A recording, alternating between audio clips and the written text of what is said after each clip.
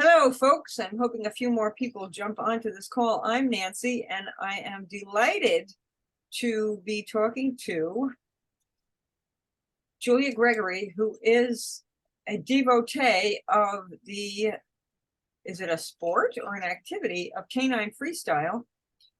And she is a important member and the educational director for the Canine Freestyle Federation. So I'm going to turn it over to her. Welcome, Julia. Thank you for being here. Thank you so much, Nancy. And when we've gathered a few more of your chicks, I will say a long and effusive thank you for the help of so many of your members in beta testing our beginners online class. We sent you the first lesson, and some folks tried that out, and we got really valuable feedback. So thank you so much for that. I am, in addition to a devotee of freestyle, and it is a sport, I am the education director for the national organization, and I'm also a judge and a certified instructor. I keep forgetting what all of my things are. And what I'd like to do tonight is to tell you the story of freestyle the way I learned it. 30 years ago, a little Italian woman stood at the crossroads of three activities, if you will, that were extremely important in her life. One was her profession. She was a professional choreographer and dancer in the genre of modern dance. She was also a dog trainer and an obedience competitor. And she had two sons who rode dressage and competed in the musical chorus class, as well as the levels of testing. And she took those three things and put them together and made this stunning dog sport. Sadly, she's not with us any longer. She died 5 years ago, and we have our shoulders to the collar, and we're pushing on, soldiering on, trying to make some changes that will make the sport more accessible to the general public, while trying to keep Joan's vision. This woman, whose name I forgot to tell you, was Joan Tennille, to try and keep the sport true to Joan's vision. And the most important thing about that vision is contained in the definition that's in the rule book. The most important part of that is that we will honor and respect the dog. And basically what that boils down to is we're not going to ask the dog to do anything that makes him physically or psychologically uncomfortable. We are to accept him as a dog, but celebrate all of his abilities as a dog. And actually, what I'd like to do is read you a little paragraph that I wrote for the beginner's lesson that sort of wraps up that idea of honor and respect the dog.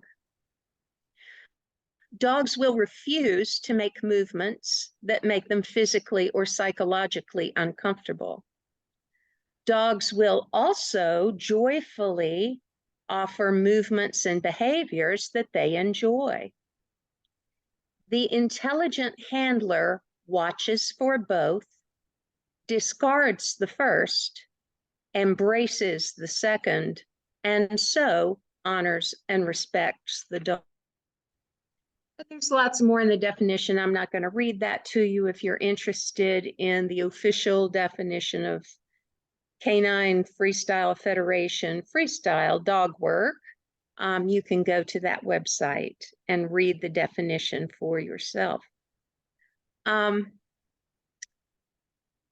classes are taught conceptually.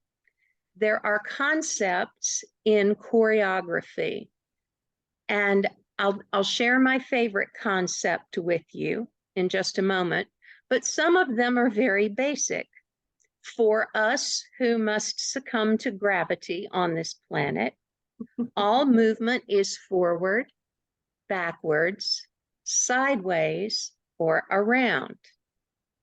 Pretty basic stuff, but we can use that concept to get moving with our dogs in an artistic way, because in this freestyle sport, the science of training and the art of choreography and presentation have all been wrapped up and delivered with a bow, and it's a pretty thing. My personal favorite concept is that everything looks different depending upon what's next to it. And so in a performance, a handler can create contrast with exactly the same movement by changing what's next to the dog. And since the only thing we're allowed to take into the performance space with us is ourselves and the dog, it means shifting ourselves around.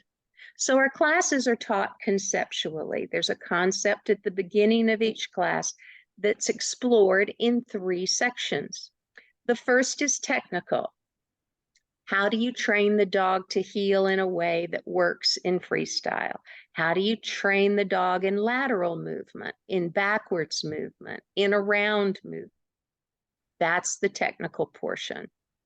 Then there's the artistic portion, in which the instructor creates an exercise that will help the handlers come to terms with their dog and their own bodies in making that concept a reality. So in the very first lesson, as some of you may know, I'm looking at names and don't know if I have any of my beta testers here yet. But as some of you know, in the first lesson, that is simply to ameliorate our pace, no matter the curve or the figure, to keep the dog trotting with animation forward. That's important in freestyle. So that's the artistic and the second portion. The third portion is the creative portion, where the instructor creates a puzzle, a problem. Joan called them choreographic problems.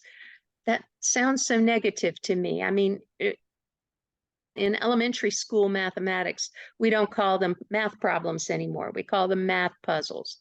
So the instructor will lay out some very general parameters within which the students are then asked to move their dogs. And hopefully the instructor has chosen parameters that will help the students explore their abilities and preferences, their dog's abilities and preferences within the concept of that lesson. 6 of those, and you have a beginning freestyle class that explores several concepts and leaves a dog handler team ready to enter competition at level 2. They may enter at level 1 if they would like. The 2 levels are the same, except that level 1 is on lead and level 2 is off lead. Otherwise, the requirements are completely the same. And so it just depends upon how much confidence the handler has that a beginner dog will stay with him or her. And then further classes are necessary to go to levels 3 and 4. If any of you are familiar with obedience competition, especially in the old days before there were the transition classes like graduate novice and graduate open, that jump from novice to open with no graduate novice in between, that was a huge jump in terms of skills that had to be mastered before you stepped into the ring.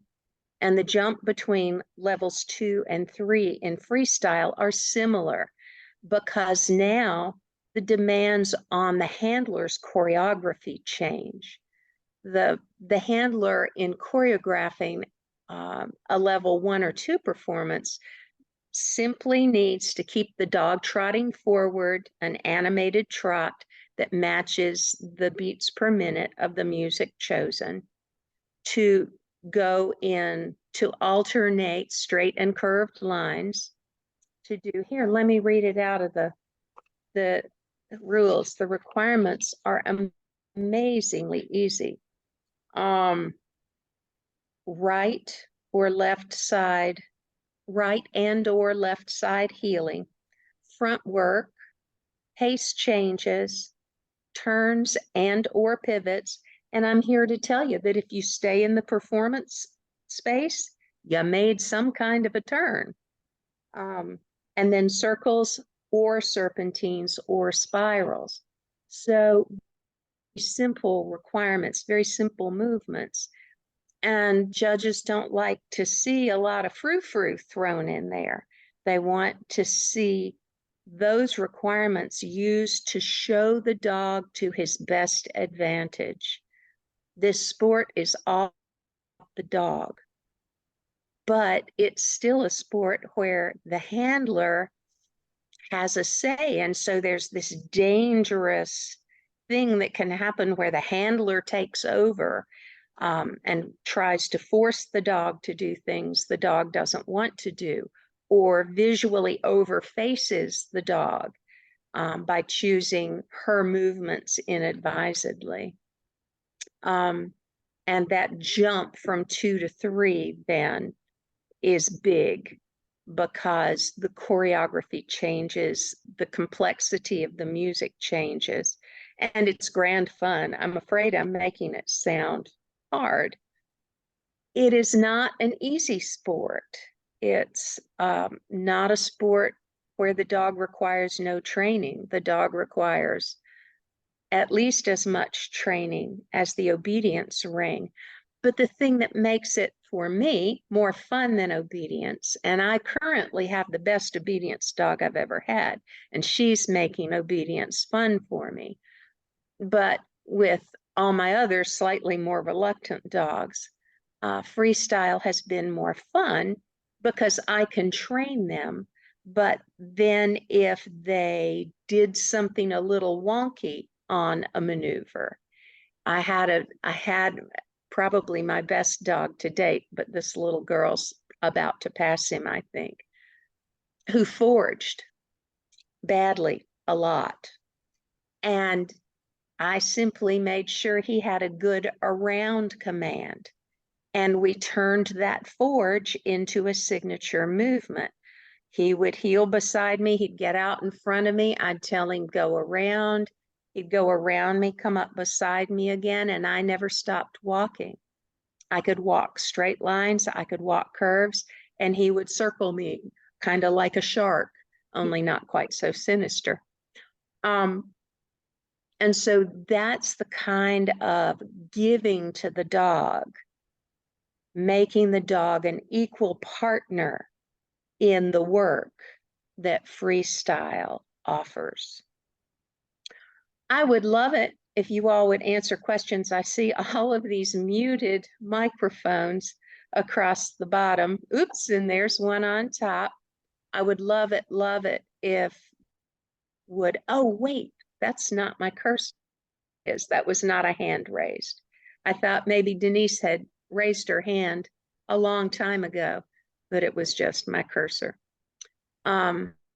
So that's basically what freestyle is. That's how you learn freestyle. That's how you compete in freestyle. Now, you all might say, but we're up here in New York and there's no guild. We operate on a guild system. We call them guilds. They're clubs. But I think Joan wanted to use the guild system with the idea that the more experienced people in the group would help, would not just train, but would nurture and recognize particular talents in the newcomers and help to grow those. And I think that has happened. because the freestyle that we see in competition today, there was a titling event just last weekend. And in it, at level 2, at level 2A, I was in 2B because then I'm kind of an old hand at this. So the brand new beginners put in beautiful performances, which says to me that they're being brought along. Just a word about choreography and being brought along. I don't know if all of the certified trainers feel as I do, but I think across the board, it's pretty universal, which is that we will not choreograph for our students. If an instructor does that, it's obvious when you get to competition, because every single one of those person's students looks the same. You can't come up with that much choreography for a whole bunch of people and keep it really fresh. But if you teach your students how to choreograph and have them bring their work, and then the group helps with, I really love the way you did that turn. She flexes around you so beautifully. I'm really not comfortable with that closing shape. You're kind of lurking over her. Could we bring you back a little bit and shrink you and grow the dog? So the group is very important, to have people watching your work and commenting on your work. And you might think that those people needed to be trained freestylers in training, but you'd be amazed at how much just ordinary, even my husband, when I explained to him what was good and what was bad, now watch us and don't let me do anything bad, he could help me with that. And he's a musician. Now, I say, you'd think perhaps he could help with the music, but he's a jazz musician. It's not entirely helpful. I have to tweak him a little bit about that. So that's how you learn. That's how you compete. Ask questions. So can you talk a little bit more about the organization? You say you have a guild structure. How many guilds are there across the country? And I'm sorry, go ahead. And just enlighten us about what the organization looks like, please. There are not enough guilds across the country. Right now we have 3 very active guilds. They are the Carolina Guild, that includes North Carolina and South Carolina, although I think we lost our South Carolina people. Virginia covers the Sirius Guild, Sirius as in the star that makes the eye in Canis Major, up in the sky, stars. And the North Coast Freestylers but it's really the south shore of Lake Erie. They're in the Cleveland, Ohio area. And those 3 guilds are able to put on 2 titling events a year. Virginia and Carolina combined, and Ohio out there. They used to work with the North Star Guild in Minnesota, but it folded. We used to have a guild here in Chattanooga, and I'm the last woman standing and just cannot do it by myself. And so I serve on the board and as an instructor and a judge and try to make up. We had a guild in Florida, and all those folks aged out. For a time, there was a guild in South Dakota and one in Virginia. All of those were formed when Joan was not only alive, but hale and hearty and able to travel. And she really developed those guilds. And without her, many of them have shrunk till they just had to stop. So right now there are 3 and 2 titling a year. And I did start to say, there you all are in New York and nobody nearby. We actually nearly had Pittsburgh interested in establishing a guild, but they never gathered enough manpower to make that happen. And I think that's as far north as we've gone. Trying to think if there's anything else that might be good for you to know. And that's a big reason why we are hoping to put this online class out and perhaps get people interested in the work, interested in the sport, and then we would most surely have to have virtual competition. There are still people on the board who oppose that. Joan opposed it, and I understand her objection to it because we have an official videographer at every titling event. And so I get a recording of that event and I look at it. Even when I look at it on my big screen TV, it's flat in comparison to watching it in person. We are the only dog sport I have ever encountered that has to put Kleenex out for the judges and the spectators because freestyle makes spectators cry, because the bond and the working relationship between the handler and the dog are so obvious. It makes you weep because it's a beautiful thing.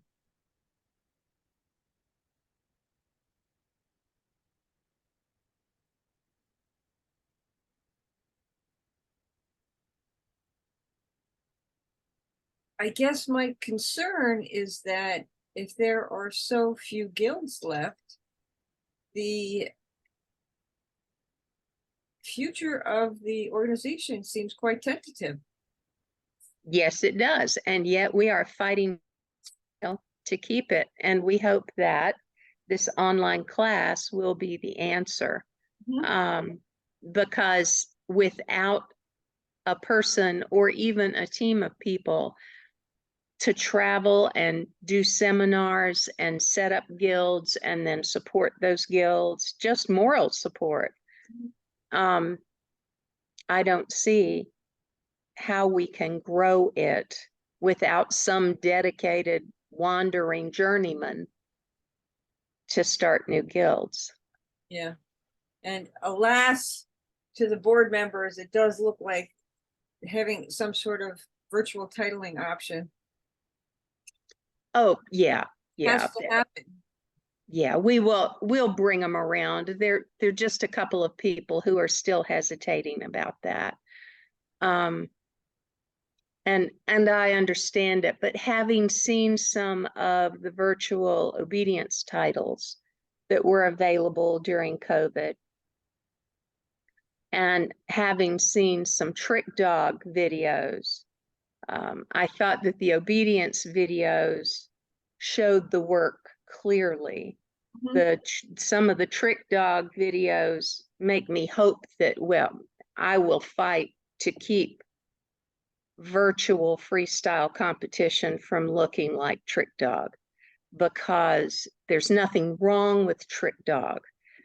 Trick dogs are supposed to do one trick after another, but that is absolutely not what freestyle is, not Canine Federation freestyle. You might use a cute little behavior somewhere for punctuation, but the medium of the art is the movement, the natural movement of the dog.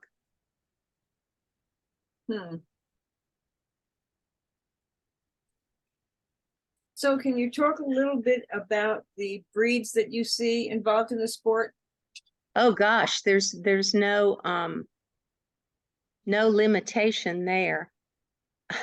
As as a woman who doesn't want long-haired dogs in my house, now I don't mind a double-coated dog, but I fostered a Sheltie for a while, and she taught me, the most important thing she taught me is that I am not a person to have a long-haired dog. And it's not because I'm a great housekeeper.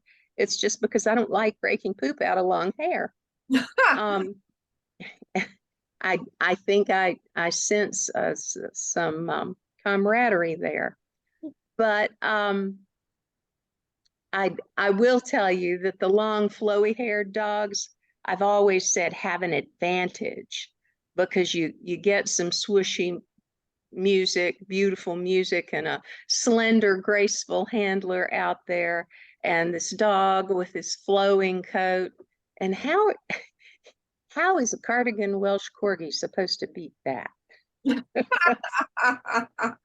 a Well, Saint Bernard. that's who I started freestyle with, was a cardigan Welsh Corgi, and all of mine have been all Americans since then. Some really unlikely looking dogs. The next was a pug Sheltie mix. Think about how many ways that could have turned out ugly. But it didn't. It didn't. He had the smooth coat, curly tail, blocky head, nice ear set, good long legs, barrel chest, actually much longer than a pug. The only problem was he had a pug upper jaw and a Sheltie lower jaw, but that gave him a great deal of character, and he worked well for me. And then there was the Chiweenie, and now I have this little dog who looks like a German Shepherd who shrank in the wash. She looks like a 25-pound German Shepherd. And so all of those have been sharp, hardworking dogs for me. It's really more about the attitude of the dog and the relationship of the team that makes a good pair on the floor. But let me think through some of the breeds I've seen. There was also a Pembroke Welsh Corgi, several Border Collies, Belgian Sheepdog, Silken Windhound, Azawak. What was that terrier she brought next? We've had Welsh Terriers and Rat Terriers and Russell Terriers and Boxers. Oh yeah, let me think about my own guild. Tuvernes. Actually, the highest scoring team ever was a Tuverne. Oh, Yorkies and Chihuahuas. I mean, there's really no limit. Any dog who can trot and has a good relationship with his or her handler is ready to start training. My name is Eve. Can I ask a question? I apologize. I was going into the wrong Zoom link originally, so I missed the first few minutes. You mentioned after the fact a virtual class. Is that something? Can you would you mind just doing a really quick recap on that again? I apologize. I'd be pleased to do a slow recap, Eve. Okay. That's great. So we are in the formative stages of a 6-lesson beginner's class. The first lesson has been created. We have an instructional designer working with us. Cool. And the first lesson is ready for presentation to the board. The lessons, it's a lot of the same things that you see in other venues, other online training schools. There's talk, there are slides to read, there are videos to demonstrate movements. We have an assessment tool at the Oh, did we lose you? end. If I don't know if you were here to hear about this an assessment tool that is a PDF that you can print out Mhm. and look at the video that you took of your work in each section of the class and assess your performance. And I was so glad. Thaddeus is the name of our instructional designer. He and I worked at the Tennessee Aquarium together before I retired, and he went to run the Challenger Center. And it's built so that the first time you go through that lesson, you can fill out, you just check a block on your assessment form, and then you train your dog for a week and you video it again and you reassess your performance. And this not only tells you whether or not you're ready to go on to the next lesson, but it helps you to become objective about your performance. We recommend that people have a freestyle buddy, either somebody else who's training or just somebody who's patient enough to watch your work from time to time. Human contact is really good, but in the absence of human contact, your cell phone to video your work and the assessment form to try and keep you objective about what you saw is a big help in making steady progress without practicing the wrong things for a long time. What else would you like to know about that online class? That's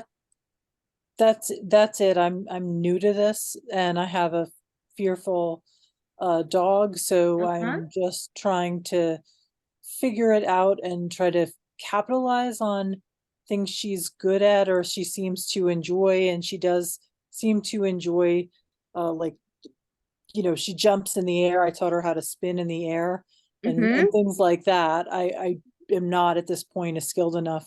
I'm still learning to get her to do other things, but I'm trying. And There we go. so, you know, that this is interesting to me because it capitalizes on some of the things that she seems to enjoy. Well, watch for it. We had a breakup in the audio, and I'm not sure I'm Sorry. going down the same trail that you are, but training some of the quote obedience movements is also a good idea, because especially in the early stages of freestyle, in the first levels, just dog movement. Think about when you watch her trotting around the house and she has to flex around a corner and how graceful that is. Or I don't know, if you have a yard where she can chase squirrels. My little 25-pounder is hard on the squirrels and she runs like a cheetah. And how can I get that onto the performance space? So see the things they love to do that they do naturally, try to get those on cue. And then that's what we call a movement vocabulary. You have these different movements that you know your dog can make. Now you can start making decisions about where in the space should I do them so that the judges can really see the good stuff. And then if there's a requirement we don't do so well, where can I go where they can't see that quite so well? Then it gets delightfully complicated. Okay. Thank you. Thank you, Eve. Anybody else? I'm a safe stranger. I've had all of my shots. Nice. What are the top 3 things that you love most about the sport? Relationship, relationship, relationship. I've done obedience, rally, agility, a little bit of herding, a little bit of tracking. And there is nothing that brings a dog and a human together like this sport. because the sport forces you to listen to your dog. Oh, you like to do leg weaves? Okay, let's do 7 leg weaves. And the dog routinely peters out after 2. The dog is telling you 2 is enough. And the dog is always right. I like And that. and no, truly, Yes, yes. I would not have believed it before I did this sport. When I had my first exposure to freestyle, I had my cardigan Welsh Corgi, black and white mismarked brindle points. And Joan was running the seminar. And I had brought music. I understood all about beats per minute. And I had tested my dog on this music that I liked, and he trotted at those beats per minute. So we had our music. And so I put it on and trotted him around. And Joan said, that fits him. The tempo fits him, but he doesn't like it. And I internally rolled my eyes and thought, yeah, right.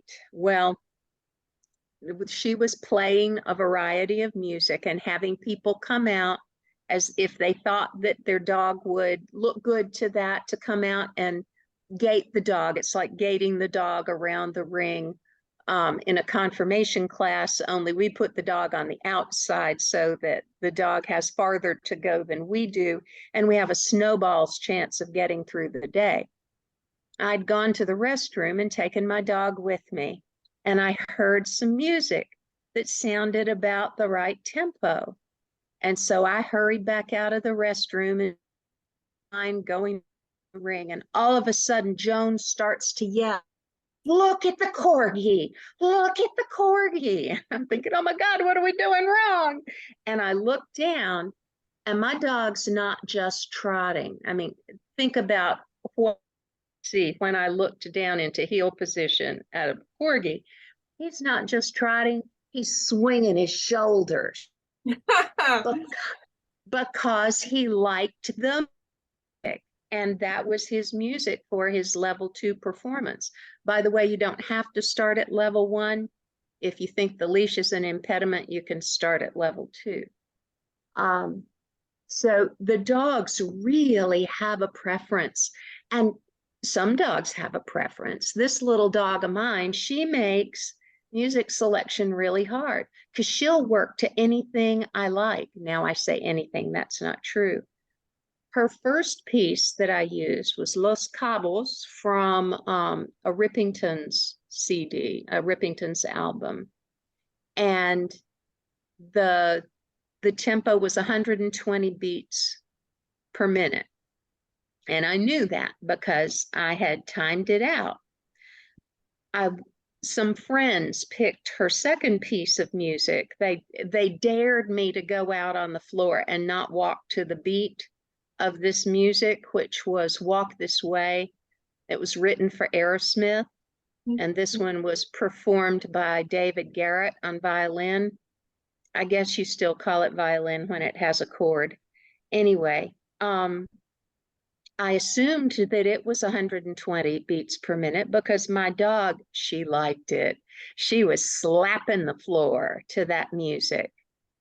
And so somebody said, I think I have some music she'd like. What's her tempo? I said 120 beats per minute. And I got home and I started thinking, I don't know that. I've never timed that piece. Her level 2 piece was 110 beats per minute. So here's a beginner dog who is adjusting her tempo by 10 clicks per minute to stay with me, to work with me because she loves the music. The dogs are really amazing, and they generate respect in their handlers when we see what they can do. The Silken Windhound's handler always began, she always had choreography, but she always went in knowing that that might not be the choreography they were going to perform that day. She had an opening shape in mind and a closing shape in mind, and she usually managed both, but always the closing shape. He was a compliant dog and would work with her, but she'd put him into the opening shape, and she usually left a fair amount of room between them. And she would crouch down because she usually put him down, and then she was young enough to get down on one knee. And she'd nod for the music to start. And if the music started kind of quietly, you'd hear her say to him, "What do you got, Jace?" And that dog made up every opening phrase he ever performed. He got to pick the opening phrase because she gave him that liberty, that leeway. And then she picked him up and they did whatever they had planned, but she always stayed alert to changes that he was going to ask for, even in performance. And that was a team that would make you cry.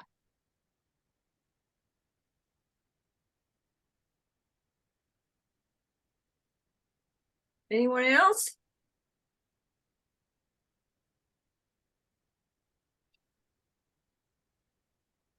I'm wondering how many levels are there? There are 4.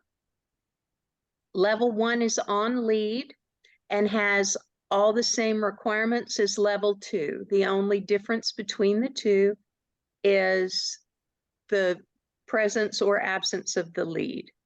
And then level 3 bumps it up into some serious choreography, and at level 4, they expect to see some really fine training and clever choreography. One of our judges says, "I want to see something I've never seen before. How do I get a good score, Betty? I want to see something I've never seen before." Something I haven't mentioned about the different levels is the length of the music.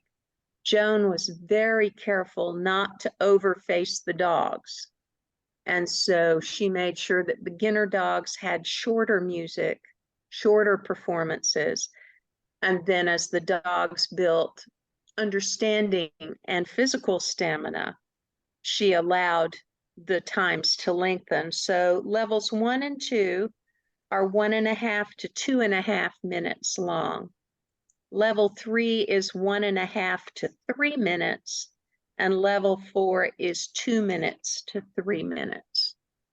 So it's not a 6 or 7 minute marathon. Trust me, if you're out there for 4 minutes, you'll have felt it.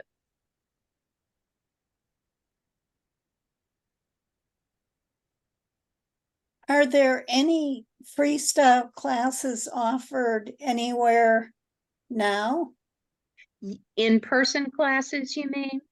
or virtual classes? Okay, the virtual classes, no, we are building that as fast as we can. Okay. So keep watching the website, which, see, if I were a really good presenter and not just a hackneyed dog trainer, I would have had that URL for you. But I believe if you will type into your browser bar Canine Freestyle, not or but dash, that Google will give you the rest of it for Canine Freestyle Federation. Okay. And you'll find the online class there when it comes available, which I hope will be in the first quarter of next year. And it will tell you where in-person classes are in case you'd like to move somewhere to the south. There are Or Erie. there are classes in, well, there are classes in Chesterland, Ohio, just east of Cleveland. And then the next closest to you is Northern Virginia, Maryland.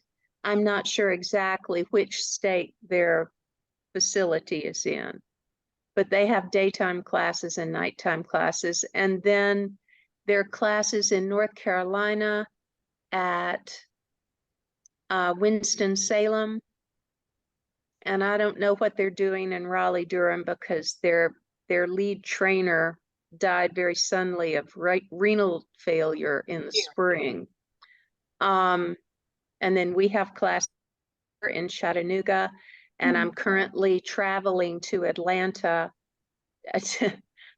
I had 4 insane people come to me and say in September and say, we want to be ready to compete in November. Ay, ay, ay. And 3 out of 4 of them titled. Wow. Lord, I was proud of them, but I was scared. That's incredible.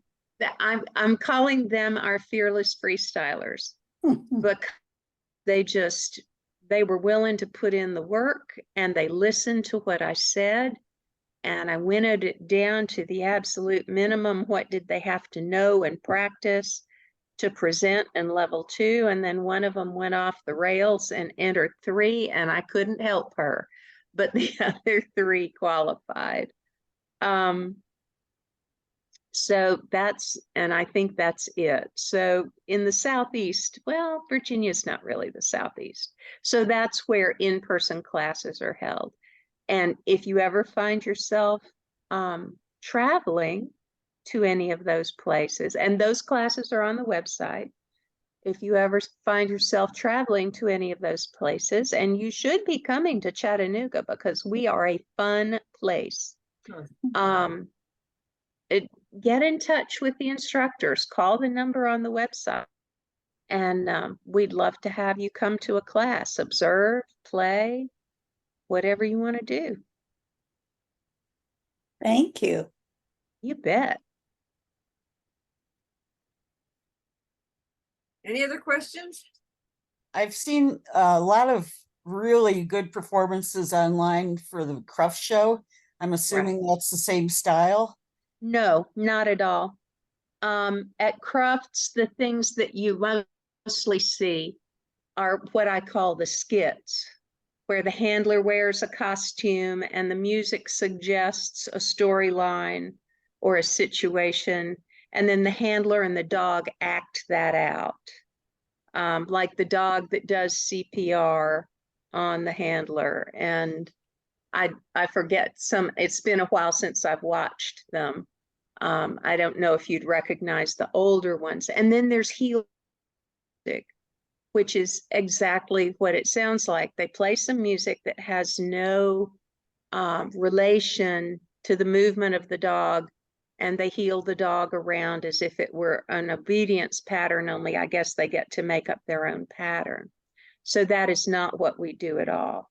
We choose music, the rhythm of which is the same as the rhythm of the dog at the trot. The reason we do that is because the human animal has I've lost the word. It's not my time of day. Not an obsession with, but a compulsion to pay attention to rhythm. Rhythm is such an important part of our lives, either the rhythm of our own hearts, the rhythm of our breathing as we run, supposing anybody runs anymore, the rhythm of the seasons. All of those things are important to the human animal. And so when we hear a rhythm and see the same rhythm, it's very compelling to us to watch where that's coming from.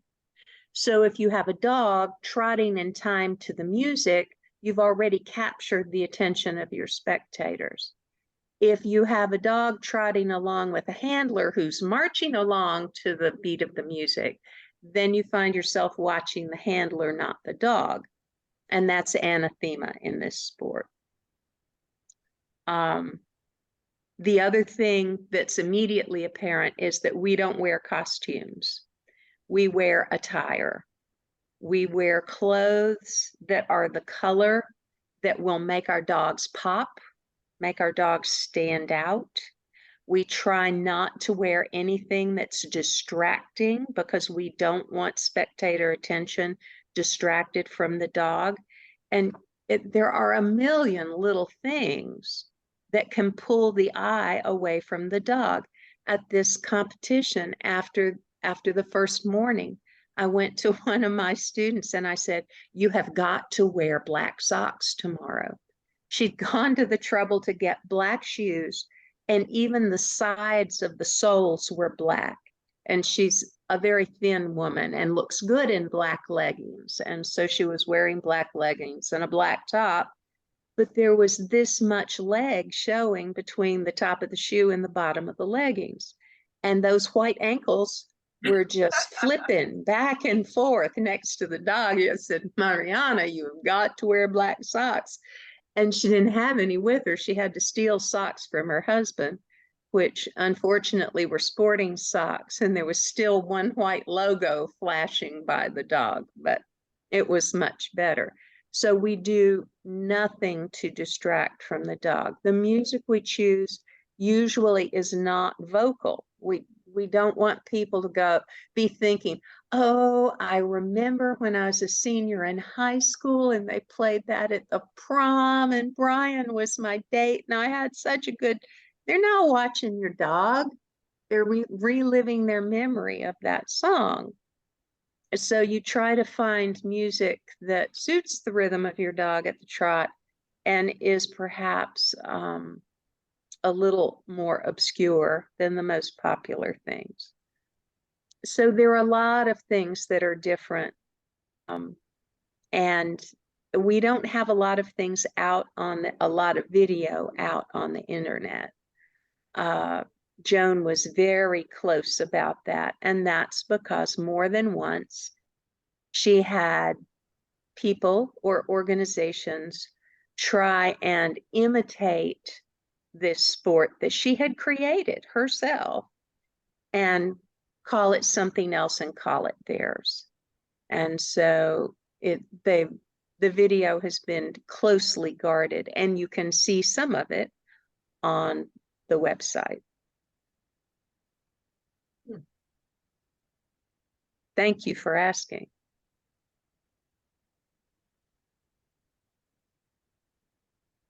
It'd be nice if we were able to see some demonstrations at some of the bigger shows, because without seeing it, you know, we automatically go to the Crufts style. And so it'd be good to see those to get the word out. And I think it would generate interest if there was more, if it was seen more. Right. You make a good point. When Joan was alive, she would take a team to the APDP conference. She started out at the Gaines Invitational in Memphis. That was the first four, we call them, and I'm not going to be able to call all their names, but 4 obedience women whom Joan choreographed to perform at the Gaines Invitational. I don't know, at intermission, lunch, end of the day. I'm not sure how that worked. And her widower, Carl, still has that video. And it's astounding to me how repetitive and uninteresting that work is, that it was Joan's first attempt to choreograph other people. I mean, she had worked with her Cavalier King Charles Spaniel in her basement, and that was it. And so she took these 4 women, Celeste Mead, Dee Dee Rose,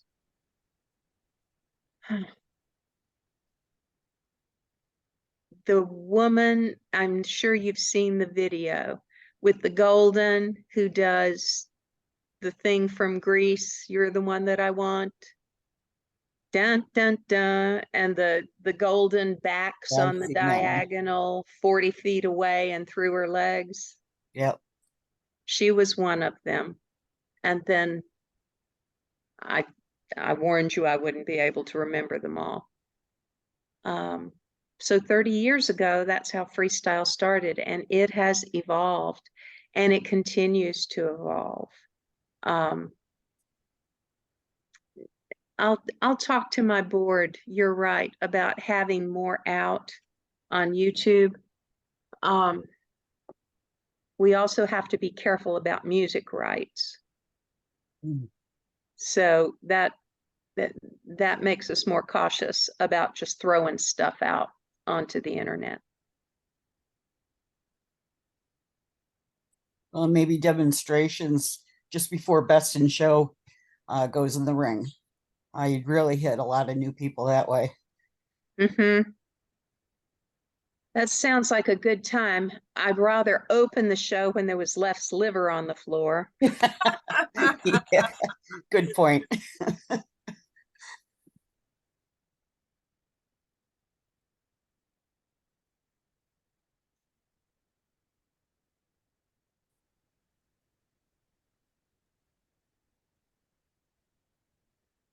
Well, if there are no more questions, let's wrap up. That was really interesting, Julia. And I myself would like to see some more videos. I've watched a few of the ones that you have up on your website, but it would be great to see more people engaged in this. And what Denise said about more visual aids would probably be quite useful. Yes, I'll think about that. We have a board up and I'll put that on their radar to think about how we might do that.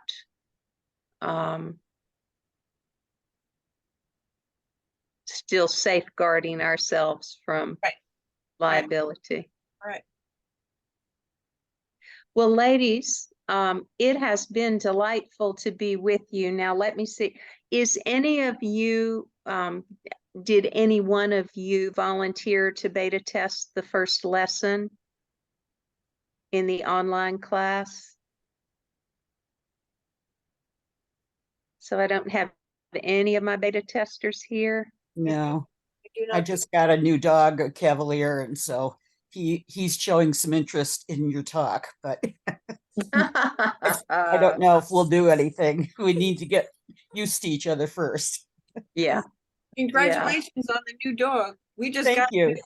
got a new puppy in. Those sleepless nights. Well, fortunately, he's a 5-year-old retired champion, so There you I go. managed don't to have avoid that. You don't have those sleepless nights. No, he's very good.